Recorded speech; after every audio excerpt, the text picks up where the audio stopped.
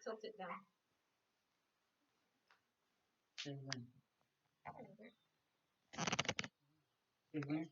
When? Welcome everyone to our boldly going nowhere Dharma talk. This week again, because of the pandemic, being given on the patio of my home on the southwest Pacific coast of Costa Rica. We're getting better week by week, and we're really beginning to enjoy having these talks this way. It's been awkward, and we thank you for hanging there with us and being here for us. Now, for our opening meditation, I'm going to turn you over to Lisa Virtue, and she's got a special introduction for today. Thank you, Lisa, Ruthie. thank you. So, well, to introduce myself, I'm Lisa Virtue. I'm a yoga teacher, I'm an energy healer and a channeler, and definitely very interested in Buddhism and all the sacred practices.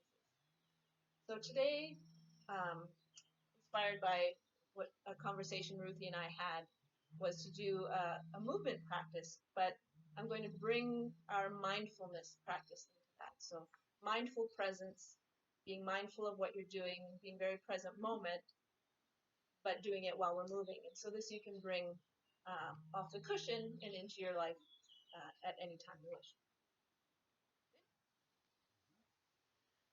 So we'll start with closing our eyes and bring your focus inward. So start simply by noticing your breath, the shape it takes, without judgment, noticing if it's long or short, deep or shallow.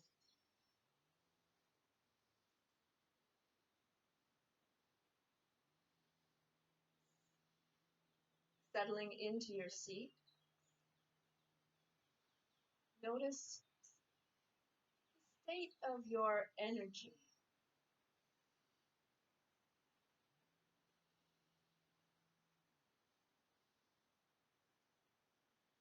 Moving to the state of your mind. Are your thoughts fast and furious?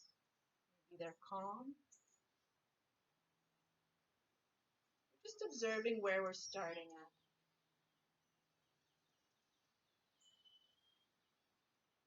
And then notice your emotional state.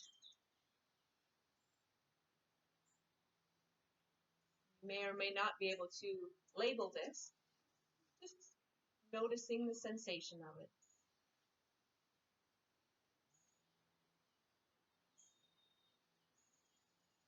So as we start to go into movement, I want you to focus on the feelings within your body. Everything that we're doing, paying attention to what that feels like within you. So often we are focused outward all the time and we don't really realize what's going on within us. So this will keep us centered in the present moment. You can open your eyes. We're just going to begin simply with some neck exercises. So you want to tuck your chin down towards your chest, but put your eyes up towards the sky. Stretching your eyeballs at the same time. Up through center. Raise your chin up to the sky and your eyes towards the earth. Stretch your neck. Back to center. Now you're going to keep your eyes straight ahead as you turn your nose to the left. And then when you can't go any further, you're going to bring your eyes around to the left and look behind you.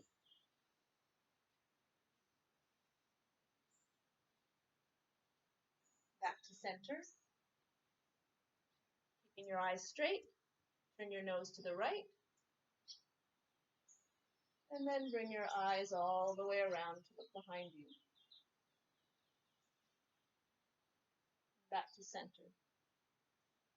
Now we're going to do this again following our breath. So, on an exhale, chin down, eyes up.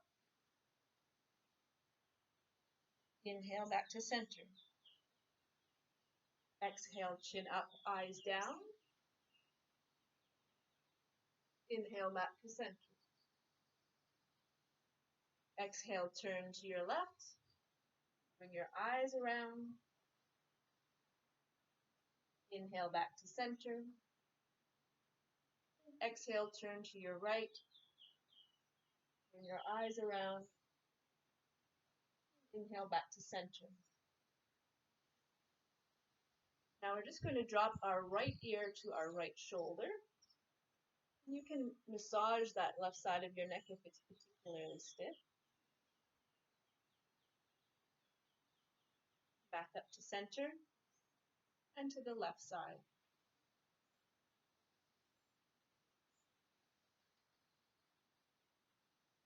And back to center.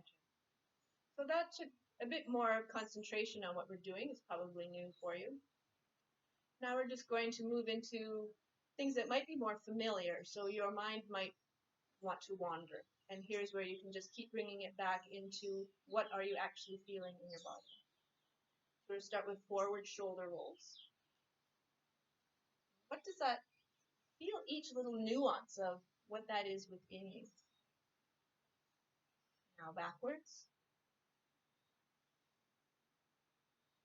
There's some creaking, knots.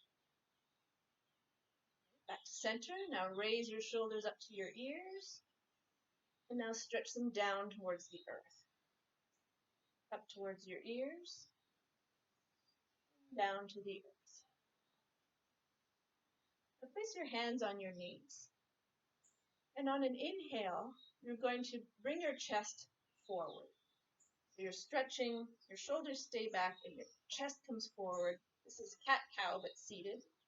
And on the exhale, you're going to bring your chest all the way back. Tuck your belly button towards the back and arch. So if you were on your hands and knees, it would be like a cat. On an inhale, forward. Exhale, backward. Now noticing what sensations.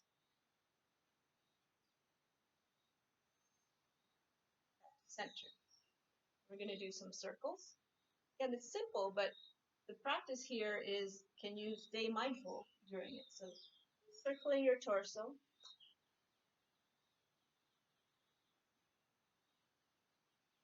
The other direction.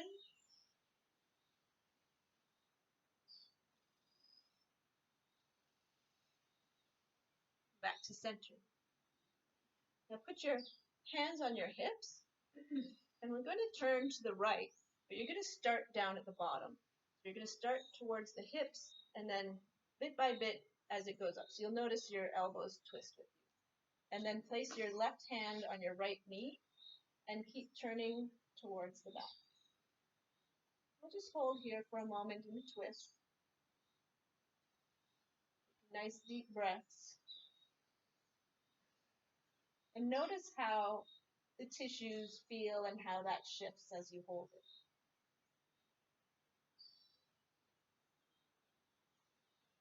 Now slowly unwind to center. Hands on your hips to remind you to start with your hips. Turn to the left, little bit by little bit. Shoulders last, then your head. Right hand on your left knee. Don't go to the point where it hurts. Just a nice gentle stretch.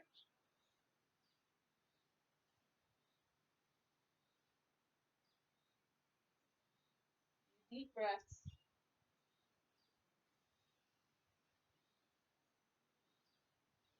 Back to center.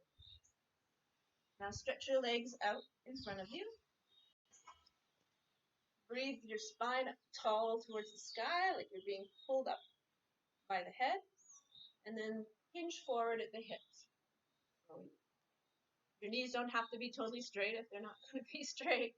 Just looking to get a little stretch in the back of the legs. And can you be present and aware without judging any of the sensations?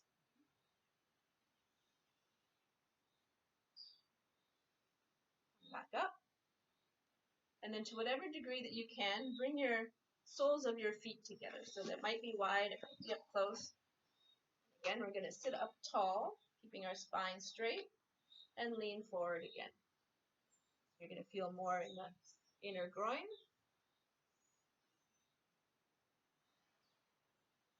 Noticing the difference in your body.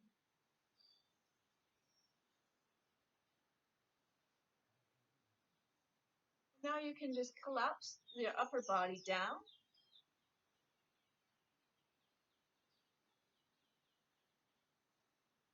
Notice the change in sensation.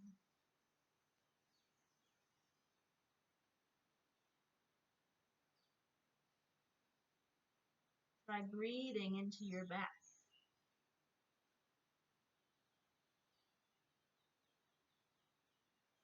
And come up. Your legs be wherever they want to be. Now we're going to, again, close our eyes, come center.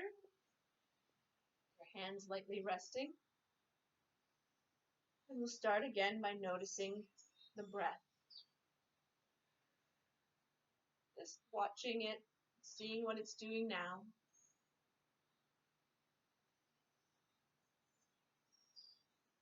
Noticing the feeling of the energy in your body. How it might feel different than earlier.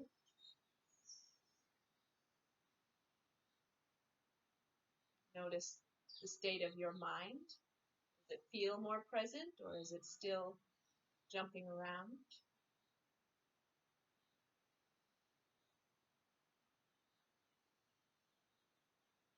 And your emotional state.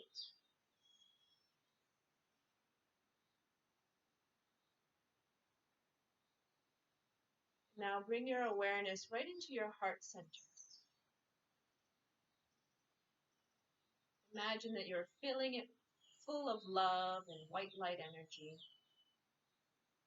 Use your breath as well to expand in a full circle, a full sphere. Filling that entire heart and chest with love and light.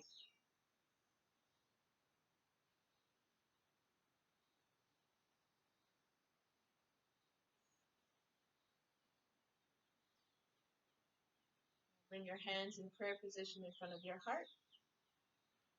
And just a deep bow to each other. Namaste.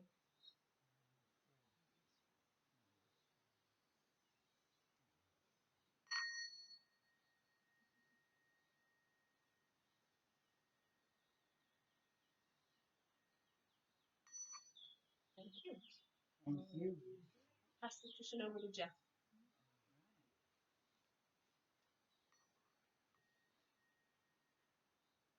Our topic for today is right action. This is the fourth step on the Dharma's eightfold path, the spiritual path to enlightenment. Rather than very specifically talking about this particular step, I'd like to hark back to something we were talking about before, which is that every single step in the eightfold path and every part of the Four Noble Truths are intimately intertwined. They all relate to one another. So while we can sort of dissect them one at a time, which we do, we also have to look at them in the broad spectrum. I think this is particularly true right now for right action. All of us right now are well aware that we are living in a time of a near perfect storm of suffering. And our framework in the Dharma for our talk is the Four Noble Truths. The first of which is that all sentient beings experience suffering. This was the Buddhist observation. This was followed with the second noble truth, which was the causes of suffering. The third noble truth, which is the cessation of suffering, how it can be done. And the fourth, which we're talking about, are the individual steps in going from dukkha, which is suffering, to sukha, which is liberation from suffering, and the happiness that comes from full understanding of our own true nature, our Buddha nature, and with that, a lasting happiness as peace of mind and heart. So, right action relating back to suffering, I thought it would be a good idea to begin now with a story. It's a true story.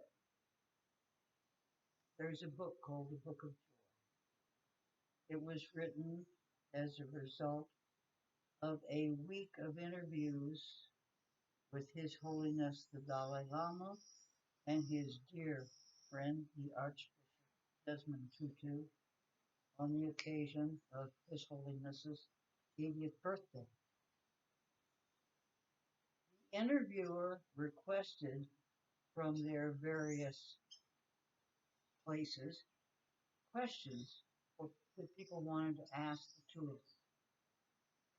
And the number one question that was received was, what do I do? What do we do in times of suffering? What action can we take to cope with something so vast and overwhelming?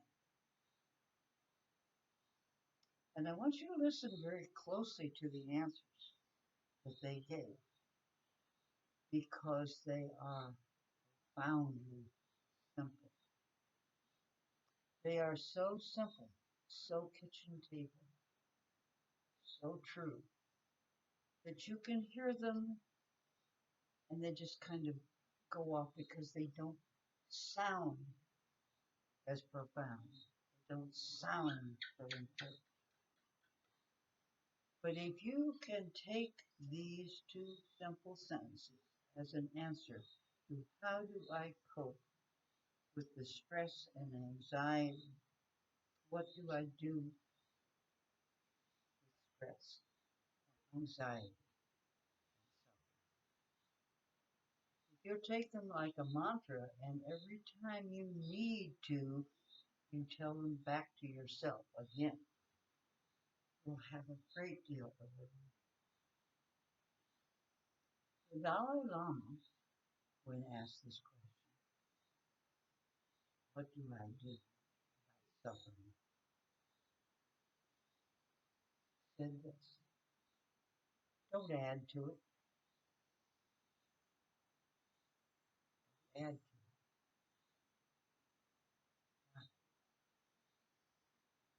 Think about that. Talk about that a great minute. How much do you add to your own suffering? The Four Noble Truths tell us that our suffering is psychological, and we can change it by changing our mind. So if we want to cope, we really have to face those things that are creating our own suffering for ourselves. Then we can move from there out. And here is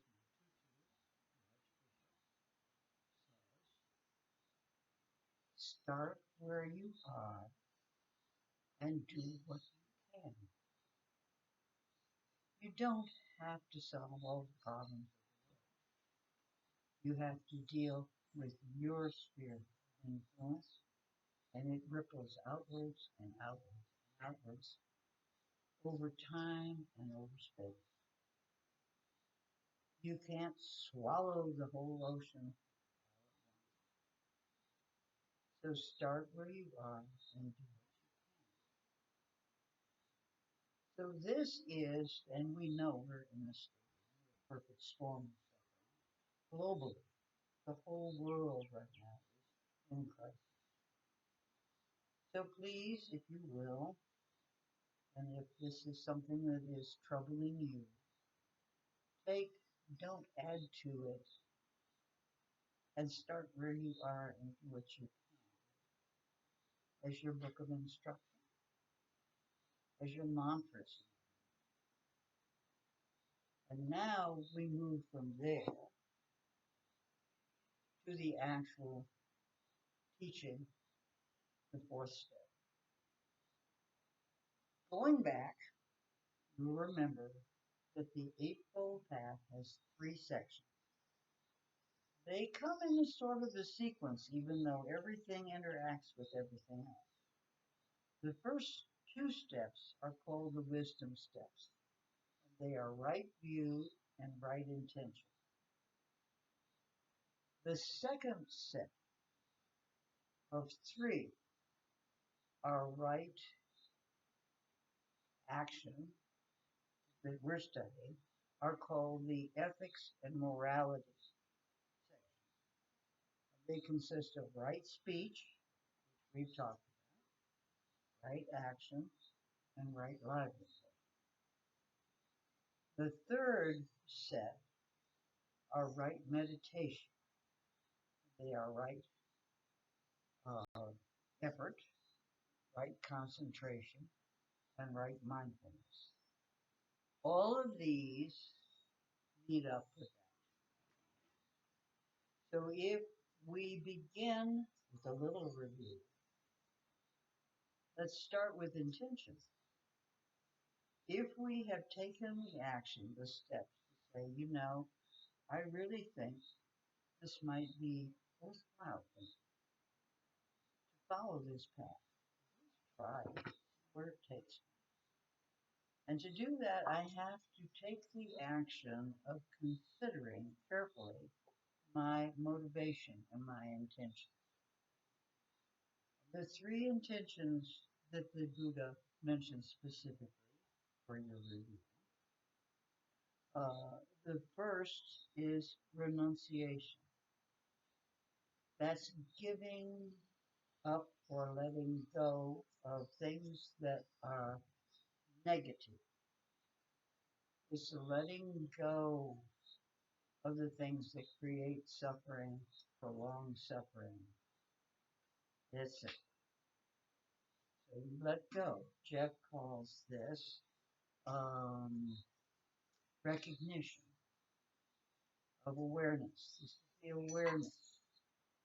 The second motivation is the motivation or intention of goodwill.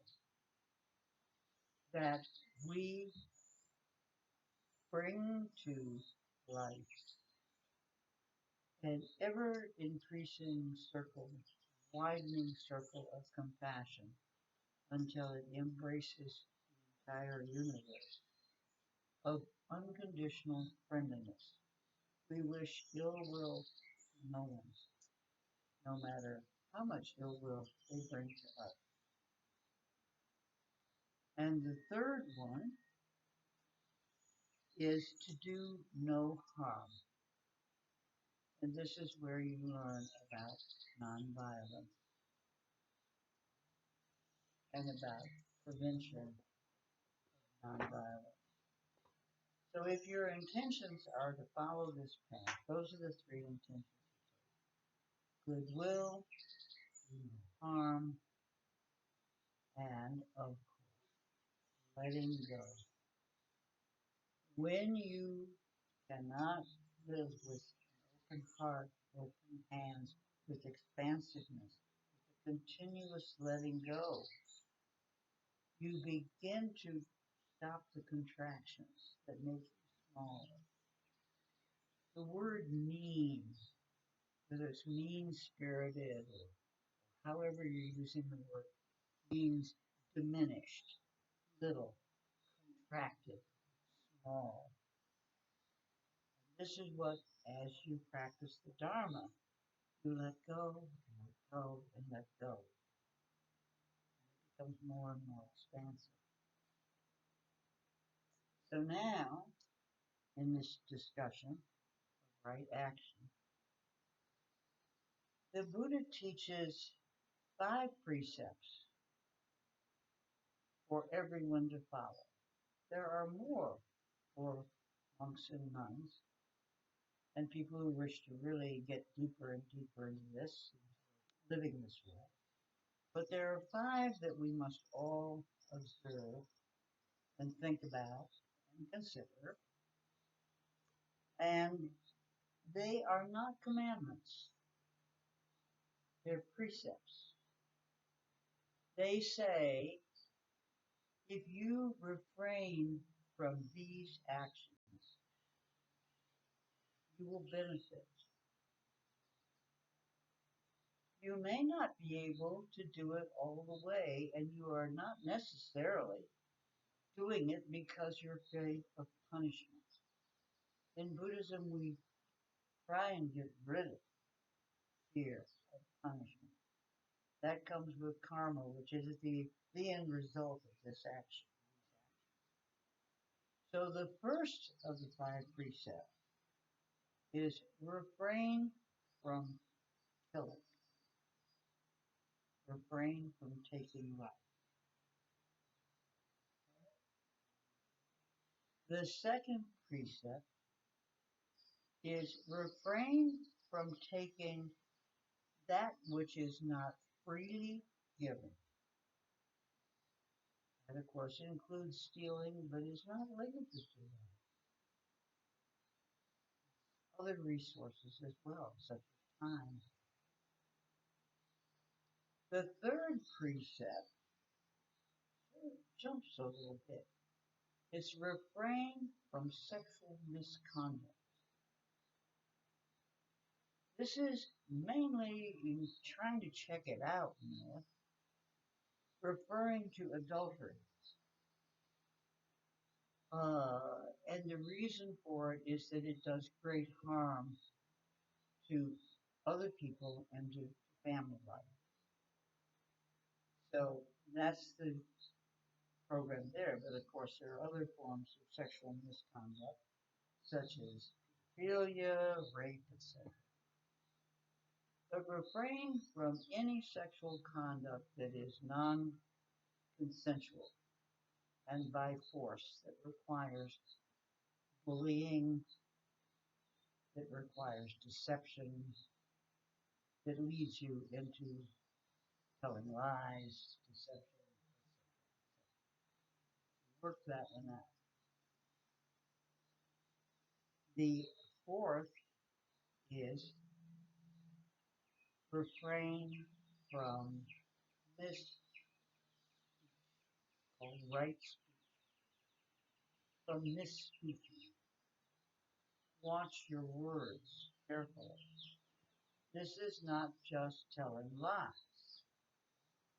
This is harsh speech, speech that wounds. More people are injured deeply by hard words than they are by weapons. So it's harsh speech. Refrain from that. Refrain from malicious gossip, not just news, but gossip, particularly that which is designed to kind of do injury. And the final one is refrain from taking intoxicants or poisons. This is because everything in the Dharma is centered around clarity of vision of mind, clarity of heart. And when you are taking intoxicants, they tend to cloud your mind. So those are right action steps. And I like to ask Jeff to add to that what he wants. We'll do right livelihood. what you want to say about any of that. I don't think that I have anything to add. It's super. It seems very clear. It seems very clear, and so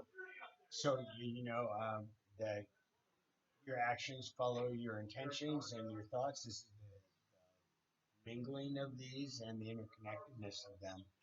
But I think the truth is told by what you do. Exactly. And so there we can play.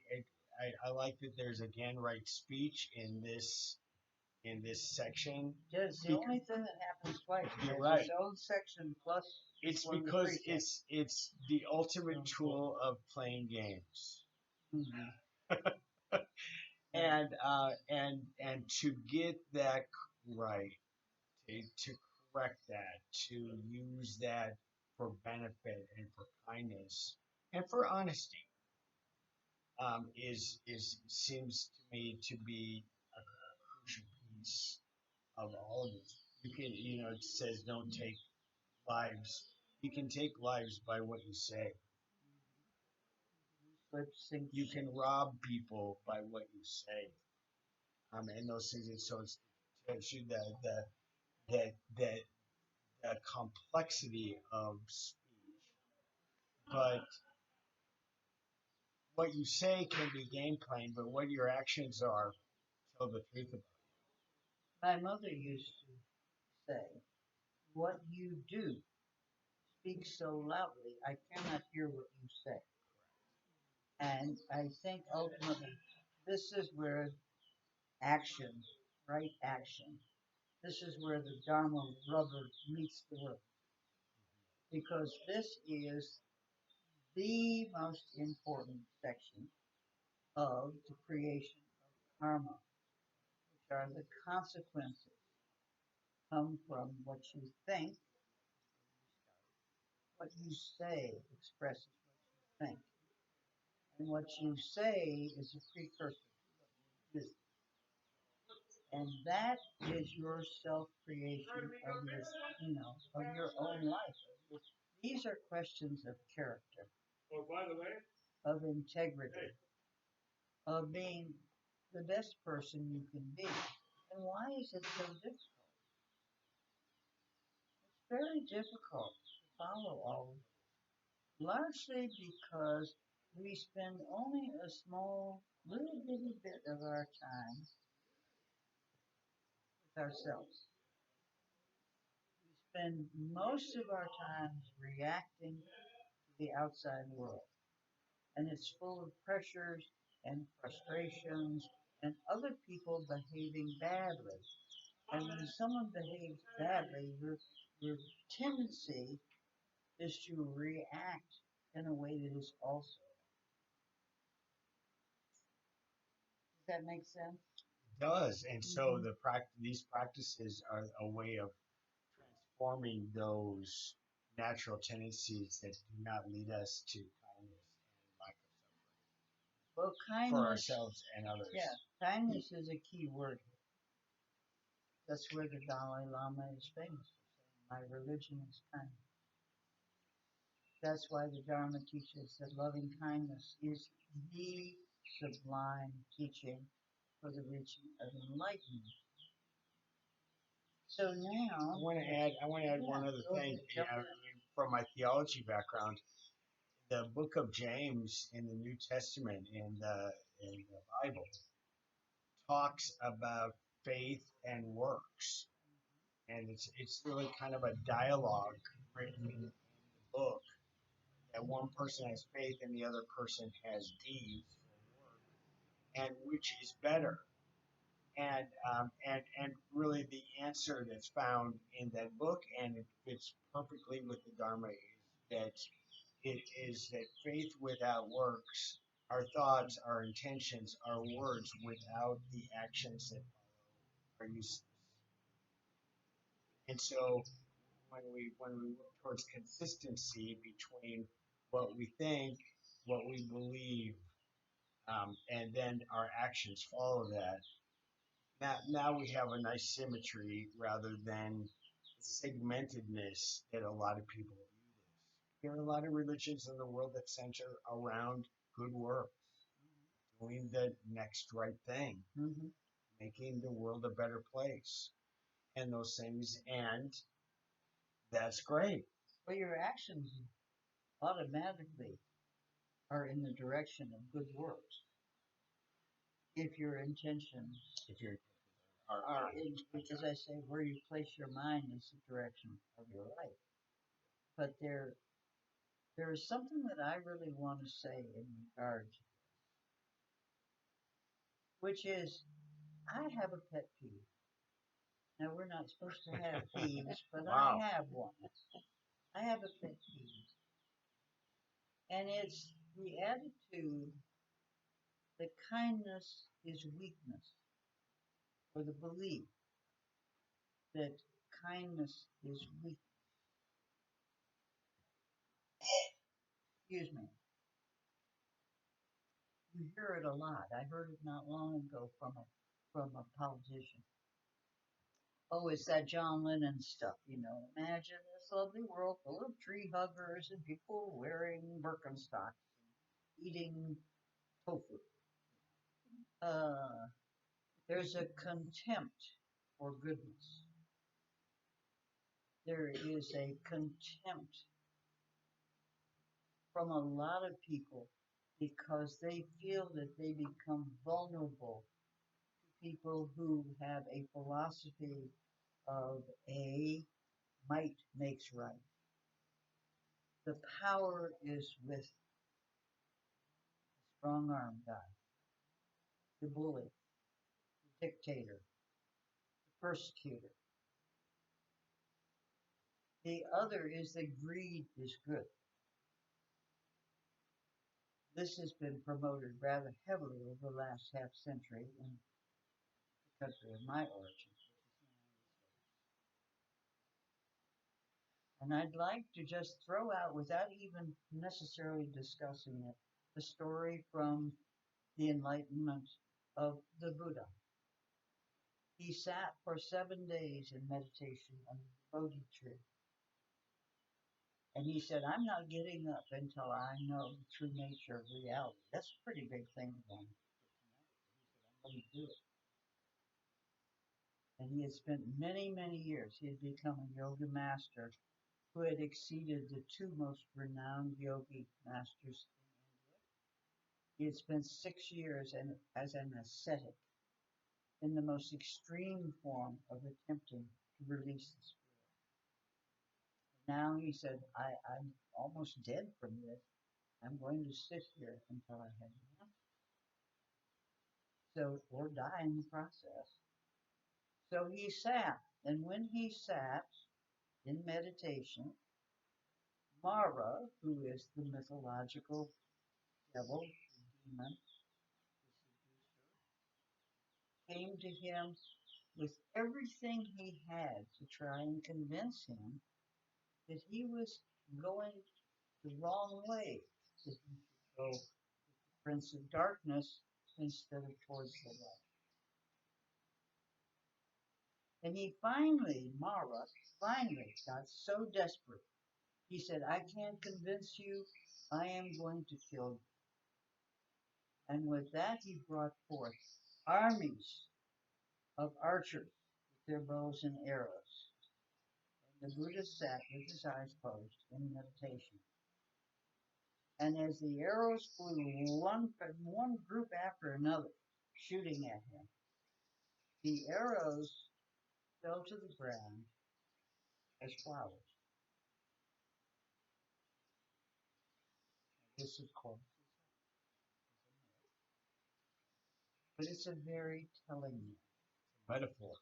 because the power was not in the armies, not with the Prince of Darkness.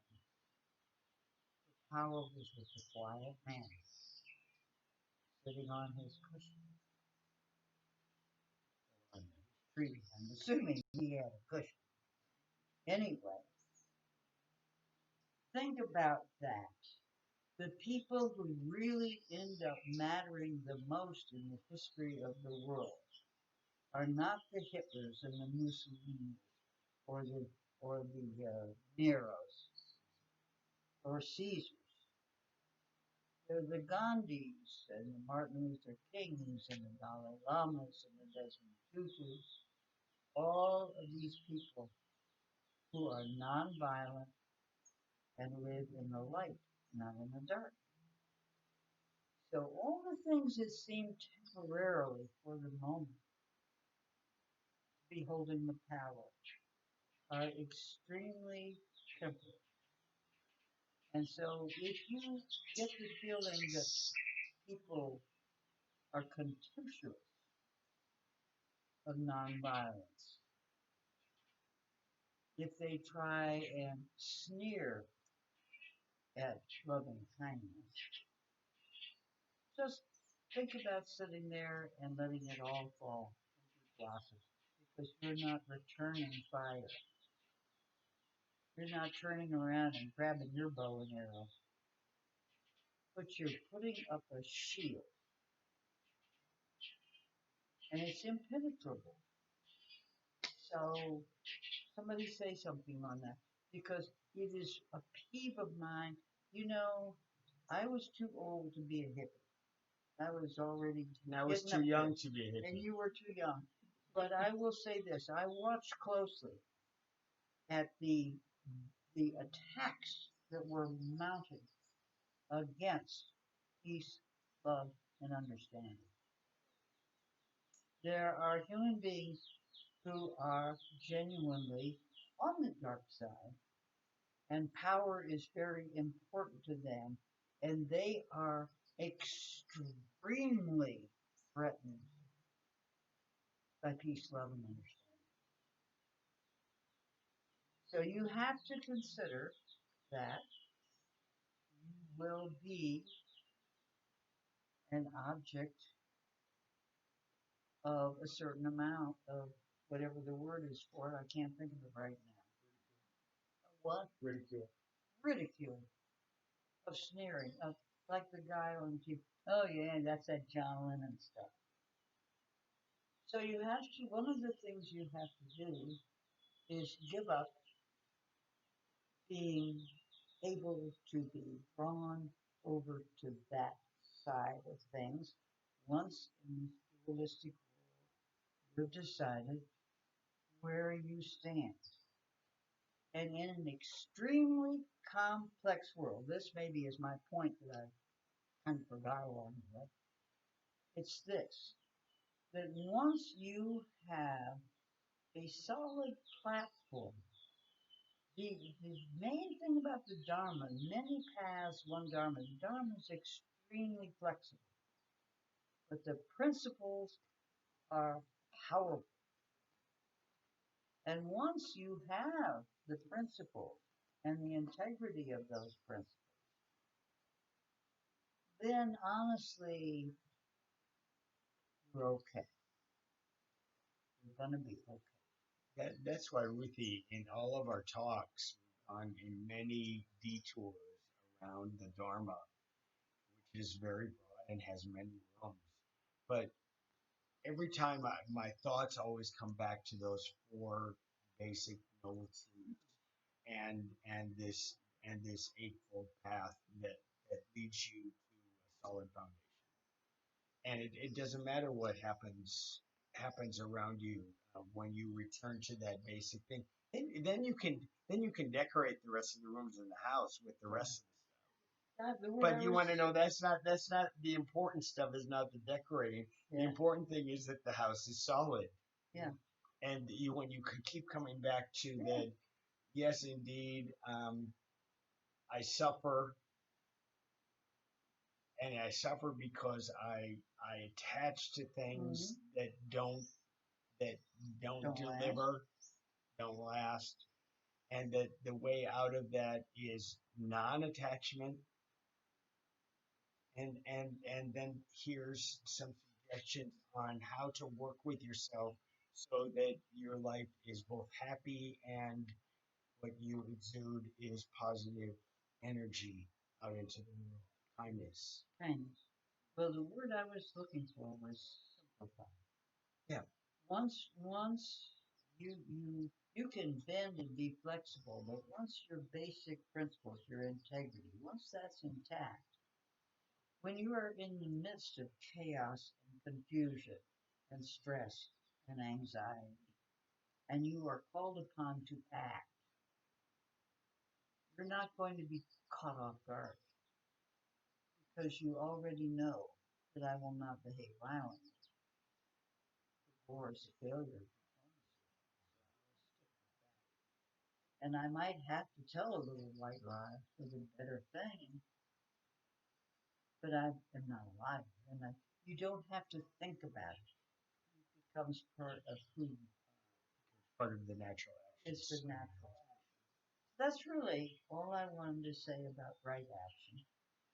I'll think of a million more things later on, but for the moment, please realize that these precepts empower you. You know, Mara also tried pleasure, beautiful women, and good food, fame, and wealth. He tried all of these things to seduce Buddha. And the Buddha said, no, no, those things keep me asleep. I want to wake up. So even war didn't affect that. So once you've made up your mind that, I'm one of the good guys and I'm going to stick on that path, and I recognize that the other exists, I'm not going to try and control it. I'm not going to even try and change it. But the karma that is created, and we'll take that as a whole topic, Yep. is who you are. It's who you are. So thank you. That's really my talk. Anybody else have comments? Please jump in here. Please about this. We have 3 other people here with us today. Yeah, and Mark, please, Lisa, and Suzanne. those of you who are listening in, please, if you know how to contact Jeff, you may know that I'm legally blind, so it's no point in trying to write to me because I can't read it. So, but Jeff wants to hear from you and get your messages, your comments, your questions. And we have this every week on the YouTube channel that we formed for this. So this is available to you. Just keep going back to those, even though we can't all be here together. We can, a small group can, and social distance and those things. These are these shelter. Yep, these are actions that we have to continue to take. The action of good meditation and mindfulness and centering and transforming negative energy. I just think so much of the struggle and suffering of people is their attachment to negative energy. Because yes, it's all And being stalled in those holes of negative energy. It's one of the reasons why there's so much depression around anxiety in the mental health field. But these are steps and ways of both releasing and replacing that negativity. So, but you have to recognize it first. Mark, you have something. I just want to, we don't need to turn. Just want to compliment both on an observation, and it was in 2 parts. First, the way they overlapped and met, and one was talking about the Buddha and sitting down for 7 days under the Bodhi tree, and Mara coming in with all the distractions and the distortions and the enticements to move from his position, and how everything that was presented before the Buddha was transformed the minute it became within the space or the realm of the Buddha. It actually, the disconnection couldn't make it there because in order to get to the Buddha, it must instantly be transformed to reach the Buddha, in which it loses its effectiveness. And then the second part that you brought in, and the way that it paralleled, and I like the way it was done, was the observation of these people in history that have exuded or maintained their truth, and within their presence, change occurred within the world. People like Mahatma Gandhi, uh, King, and all the others that you mentioned. In their presence, it wasn't so much their words, it was their action, their ability to be those people of peace. And within them and around them, the world shifted and changed to meet them. And so the concept of right action, I feel, is beautifully expressed in both of those examples and how they intertwine at the same point. It's so important because peace only comes from within. Dharma teaches us that. And liberation from suffering leads to the happiness of mind and of heart. Isn't the happiness of circumstances? It's a It's a different happiness. It's a kind of happiness that's beyond the circumstances. Circumstances don't matter. It's I go back to children's books, and we teach children this with the Three Little Pigs story. Mm-hmm. The only house that stuck was the one that was made of bricks. The rest were all built and promised shelter, and then the circumstances overcame that. And that's why these alternative ways of looking at things, peace instead of war, and kindness instead of anger, That's right. and all those things, those are brick houses. Yep. We teach children those kind of things. So build your house strong. Gentleness is strong. Mm-hmm. To be gentle is to be strong. Anyway, it's really good. It's really good stuff. Thank you, Mark. Thank you, Mark, for saying all that. I don't know if we covered the fact that the word right really means positive, and actually in Sanskrit, the word for right action, right effort, right livelihood, etc., means virtuous. Lisa's last name is Virtue. She's a right person. Anyway, but it is a virtuous positivity, a beneficial action. So the word right is not necessarily right as versus just wrong. It's virtuous. I was looking at those 8 things and trying to put my own words to the 8 and replace the word right, which is at the beginning of all of them. And I kept coming to the idea that the corrected, positive, like our way of being and being trained sometimes to be needs to be altered, needs to be put back on track rather than the extremes, needs to be brought into balance and those things. And so a right speech is a speech that's balanced and corrected from where we've taken it on detours from its intent, from its original intent. Well, so it's all good stuff, and it all makes sense. And I one of the things that I loved about what you just said in a small way was how this broadens. It's a big umbrella. The Dharma is a big umbrella, many rooms, and many ways of being in the middle of that. It's not a narrow path.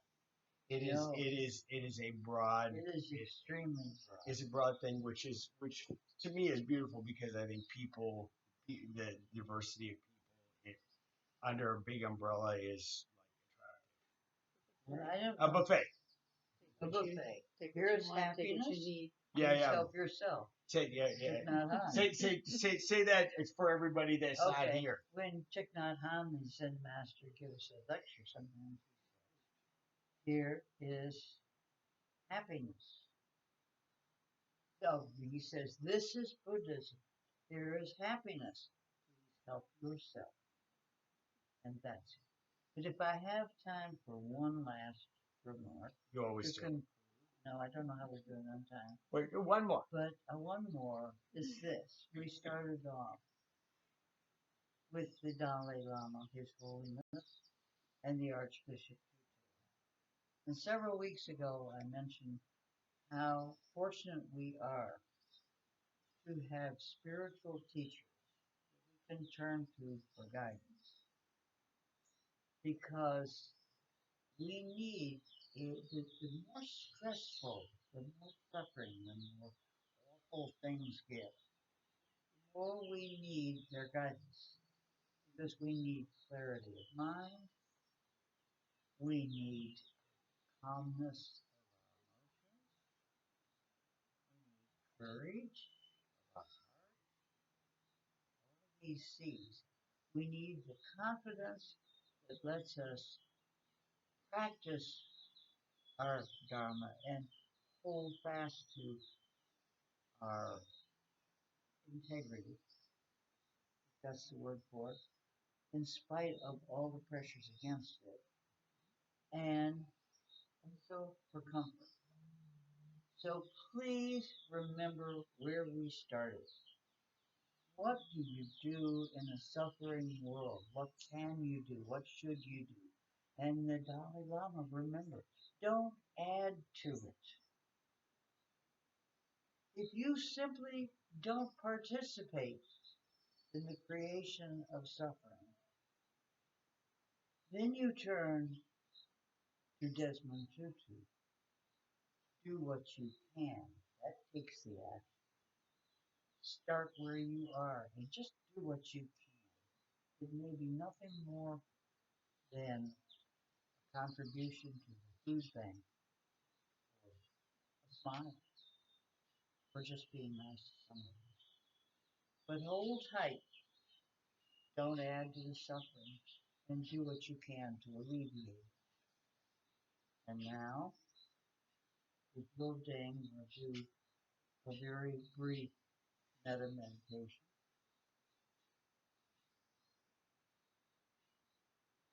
Please let go of all your cares and concerns. Let go of listening to this talk. Just relax. Go into silence.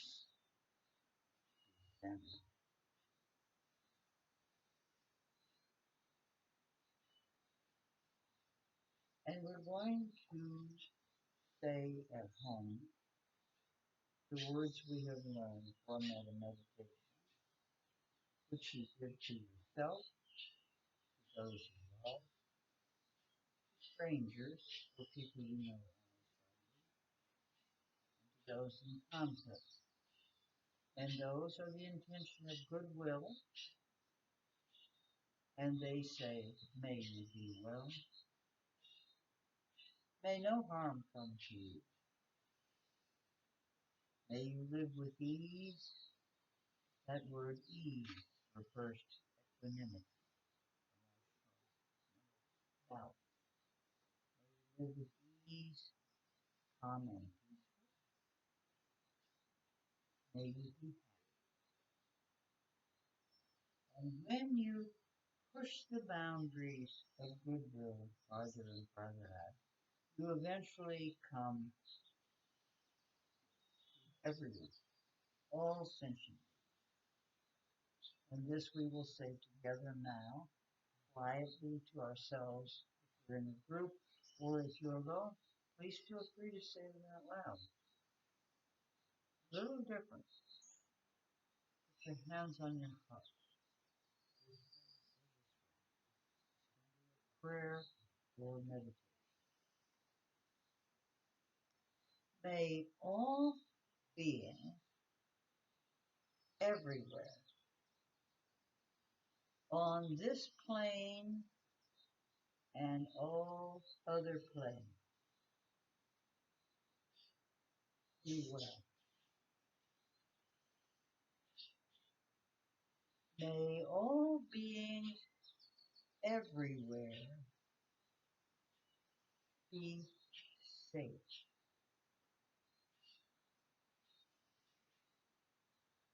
May all beings everywhere be free from suffering.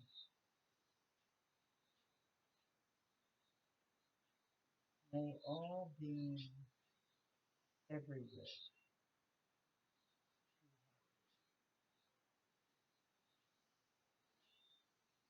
Now, if you will, let that feeling permeate your sensory. Carry it forward into your everyday world. This is everyday world stuff. It's not other world. This is here and now stuff. And with that, put your hands together. Go in peace. Go making peace. Living gently. Loving mightily. And bowing to the mystic. Thank you all very much. Have a wonderful week. Hope to see you or